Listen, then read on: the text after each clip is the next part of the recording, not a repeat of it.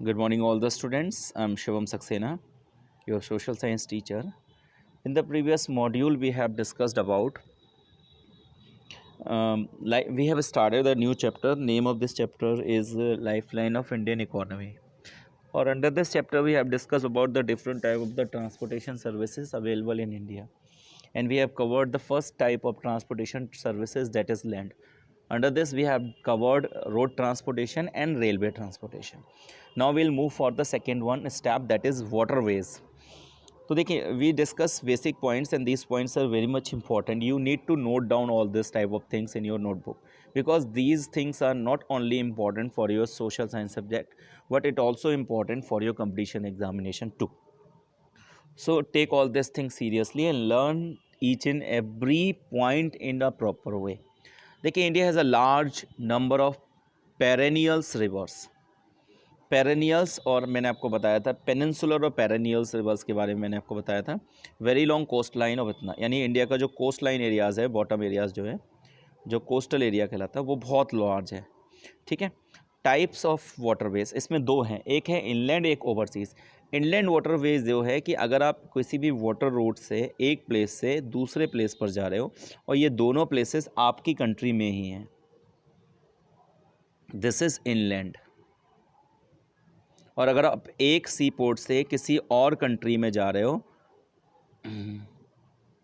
तो ये ओवरसीज़ होता है. ठीक है. तो ओवरसीज़ और इनलैंड में यही डिफरेंस है कि ऐसे ट्रांसपोर्टेशन जिसमें हम अपनी कंट्री में, जैसे मान लो आप सपोज डेट इलाहाबाद से हुगली जा रहे हो, कलकत्ता जा रहे हो रोड ट्रांसपोर्टेशन को यूज़ करके, तो इलाहाबाद भी इंडिया में है और कलकत्ता भी इंडिया में, कोलकाता भी इंडिया में. तो उस केसेस में क्या है, आप जो रोड ट्रांसपोर्ट को यूज़ करोगे वो आपका इनलैंड कहलाएगा. या मान के चलो आप रोड ट्रांसपोर्टेशन से तमिलनाडु से वेस्ट बंगाल जा रहे हैं, तब भी वो आपका क्या कहलाएगा, इनलैंड ट्रांसपोर्टेशन. यानी एक ही कंट्री में जब हम किसी भी रोड ट्रांसपोर्टेशन को यूज़ करते हैं तो वो जितने भी पोर्ट होते हैं वो इनलैंड होते हैं.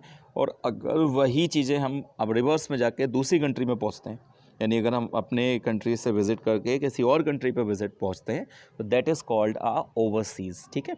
तो देखिए, इंडिया का जो है नेशनल वाटरवेज़ जो है, नेशनल वाटरवेज़ में पहला तो है गंगा रिवर पे जो इलाहाबाद टू हल्दिया बना हुआ है, जो सबसे लंबा वाटरवे है. अभी मैप में इन चीज़ को डिस्कस करते हैं.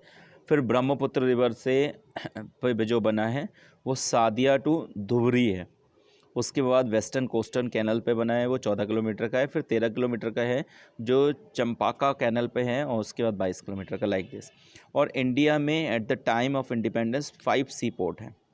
अब सी पोर्ट दोनों साइड में होंगे, ये ईस्ट साइड में भी होंगे और वेस्ट साइड में भी होंगे. तो ईस्ट साइड और वेस्ट साइड के नेम सेपरेट है. देखिए, ये ईस्ट साइड के हैं, जैसे टुटिकोरन है, चेन्नई है, इंदौर है, इनोरा है, विशाखापट्टनम है, पैराडिक है और हल्दिया है.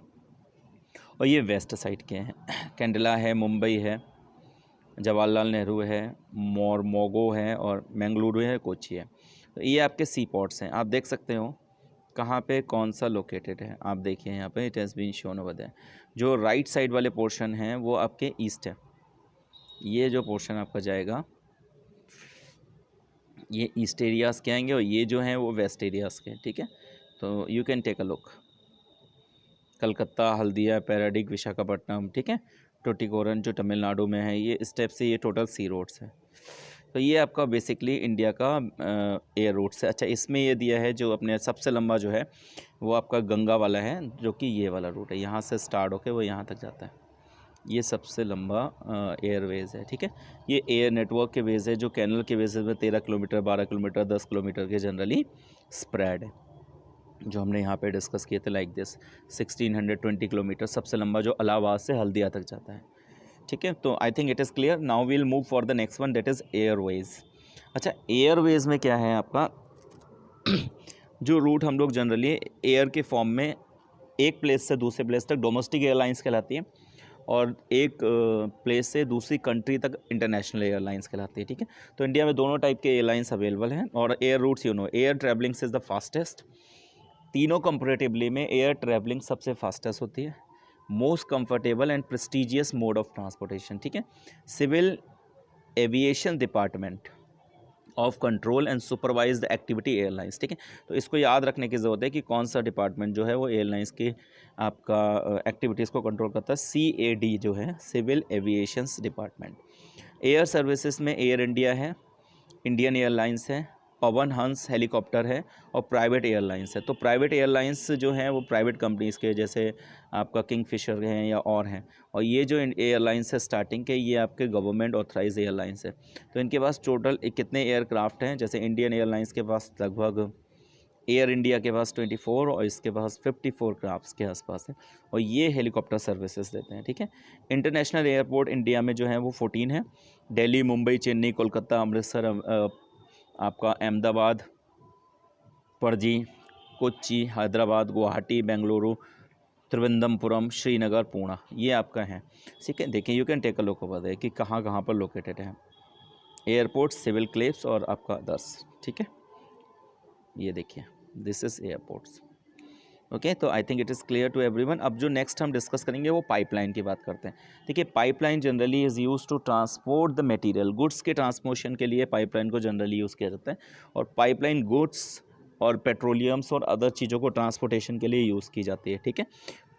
Pipeline has become a major means of transportation and are use in transportation crude oil, जो कच्चा तेल होता है उसके लिए, पेट्रोलियम प्रोडक्ट के लिए और नेचुरल गैस के लिए, from oil and natural gas field to the refineries, ठीक है, fertiliser factories and big thermal power generation plant, इन सब के लिए पाइपलाइन का ट्रांसपोर्ट, मतलब जनरली पाइपलाइन का अभी पैसेंजर ट्रांसपोर्टेशन सर्विसेज नहीं है, पाइपलाइन के थ्रू हम लोग जो ट्रांसपोर्टेशन कर रहे हैं वो केवल गुड्स की ट्रांसपोर्टेशन कर रहे हैं। Major categories of the pipeline transportation in India जो है बहुत ध्यान से देखने की ज़रूरत है, क्योंकि लिमिटेड ही हैं। आपका जो है वो अपर असम ऑयल फील्ड्स, जो कि कानपुर, बाया, गुवाहाटी, बारामऊ, इलाहाबाद तक जाती है। दूसरा जो है आपका सलाया, गुजरात का, सलाया से वो जालंधरपुर पंजाब जाएगी, बाया बीच बीच में बिक्रमगढ़ और मथुरा, दिल्ली एंड पानीपत। फिर आपका हज़ीरा है जो गुजरात से शुरू होगी, फिर वो आपकी वही जगदीशपुर जाएगी उत्तर प्रदेश में, फिर बीजापुर बीच में होते हुए, और ये लॉन्गेस्ट पाइपलाइन है। और मुंबई हाई की जो है अब ये between Kandla to Panipat, Kandla to Bina, Mumbai to Manmad, Visakhapatnam to Vijayawada, ये प्रपोज्ड पाइपलाइन है, बट अभी ये अंडर कंस्ट्रक्शन है, ठीक है। तो ये बेसिकली पाइपलाइन का नेटवर्क है इंडिया में, ठीक है। तो I think it will be clear. अब ये देखिए the role of the transport network in development of India. देखिए सबसे इंपॉर्टेंट कीजिए कि अगर ट्रांसपोर्टेशन ही नहीं होगा तो फिर आप किसी भी चीज़ को आगे नहीं बढ़ा सकते हो। The things which move can move, transportation also moves the GDP of the country. जैसे लाइफलाइन ऑफ द कंट्री है कि बिना इसके, जैसे बॉडी में ह्यूमन बॉडी है, उसमें नर्वस सिस्टम लाइफलाइन कहलाता है। अब नर्वस सिस्टम ब्लॉक हो गया तो एक जगह से दूसरी जगह पे ट्रांसपोर्टेशन नहीं हो पाएगा, तो on the same way that फिर ट्रांसपोर्ट की सर्विसेज देती है, turning the local market into national market. कोई प्रोडक्ट कहीं पे बना है, उसके बाद वो किसी और प्लेस पे बेचना है, तो you need a transportation service. Helping in the development of the economy, clear है, national integration of the country और कल्चरल इंटीग्रेशन, ठीक है। तो these all are the transportation. अब ट्रांसपोर्टेशन के बाद सेकेंड नेटवर्क जो हमारा आता है वो आता है आपका कम्युनिकेशन नेटवर्क। तो कम्युनिकेशन नेटवर्क क्या है? Communication is a process. Exactly होता क्या है communication? When you want to transfer any of the information, देखिए इसमें भी ट्रांसपोर्टेशन होता है, लेकिन जो लाइफ लाइन में हमने पढ़ा land transportation, road transportation, and we have discuss about the air transportation. In all this things we are transporting the physical object. आप पैसेंजर को ट्रांसपोर्ट कर रहे हो या आप गुड्स को ट्रांसपोर्ट कर रहे हो, but communication network is a little bit different. Communication network में क्या डिफरेंस होता है कि आप अपने शब्दों को ट्रांसफ़र कर रहे हो, आप अपने इमोशंस को ट्रांसफ़र कर रहे हो, ठीक है। तो उसके लिए communication process in which the messenger are send of one place to another, यानी यहाँ पे मैसेंजर वर्चुअल फॉर्म में या फिजिकल फॉर्म में अपने मैसेज को ट्रांसपोर्ट करता है। People sitting thousands of the kilometer away and talk one person to another, various means of transport, जैसे पोस्टल सर्विस है, अब मुझे किसी को लेटर भेजना है तो वो मेरे लेटर को ट्रांसपोर्ट करता है, तो this will also go in the category. Print media है, टेली कम्युनिकेशन है, मोबाइल फ़ोन वगैरह हो गए ये सब। इलेक्ट्रॉनिक मीडिया है, रेडियो और अदर्स चीज़ें जो होती हैं, ठीक है। उसके बाद टेली प्रिंटर्स और केबल्स है, ये सब आ गए। अब जो लास्ट टॉपिक आपका इस चैप्टर का आएगा वो मोस्ट इंपॉर्टेंट है, वो है ट्रेड। देखिए as we know these things are very much important, but what are exactly the purpose of all these kinds of things? The main purpose of all these type of things is trade. आपका main motive क्या है इन सारी चीज़ों का? Trading करना। अगर trading होगी तभी तो कुछ पॉसिबल है, क्योंकि ये सारी चीज़ें ट्रांसपोर्ट करके करती क्या हैं, बाय एंड सेल की प्रोसेस को फुल करती हैं, एक जगह से परचेज करके दूसरी जगह से करती हैं। तो देखिए, the exchange of the goods among the people, states and countries refers to as trade. ये डेफिनेशन है कि किसी भी गुड्स का एक्सचेंज करना। जैसे मेरे पास कोई गुड है, मैंने उसको दूसरी मार्केट में सेल कर दिया, मनी बना लिया, और फिर दूसरी मार्केट से दूसरा कोई गुड्स परचेज कर लिया, दिस इज ट्रेडिंग। लेकिन वही चीज़ अगर एक कंट्री से दूसरी कंट्री पे बेची जाती है तो वो इंटरनेशनल ट्रेडिंग कहती है, ठीक है। Foreign trade includes the export and import. Foreign trading क्या है, जिसमें हम लोग कमोडिटीज़ को, कमोडिटी मीन्स किसी भी मटेरियल को, वी इम्पोर्ट और export means we take this thing from other countries और we transport are things to that countries to. फिर आएगा balance of the trade for in difference in the value export and import, major items exports और major item imports. जो India में major item export होते हैं, जो देखिए export आप वो करोगे that you have in surplus, तो जिस चीज़ का प्रोडक्शन ज़्यादा है वही तो एक्सपोर्ट करोगे, पहले कंजप्शन का इंतजाम करोगे देन एक्सपोर्ट करोगे। तो देखिए, एग्रीकल्चर्स एंड एलीज प्रोडक्ट और minerals, germs, jewelleries, chemical product, engineering, ये सब हम एक्सपोर्ट करते हैं, यानी दूसरी कंट्री में बेचते हैं। इंटरनेशनल ट्रेडिंग या फॉरेन ट्रेडिंग में petroleum, petroleum product, pulse, precious stones, inorganic chemicals, coke, machinery, fertiliser etcetera, ये सब हम इंपोर्ट करते हैं, ठीक है।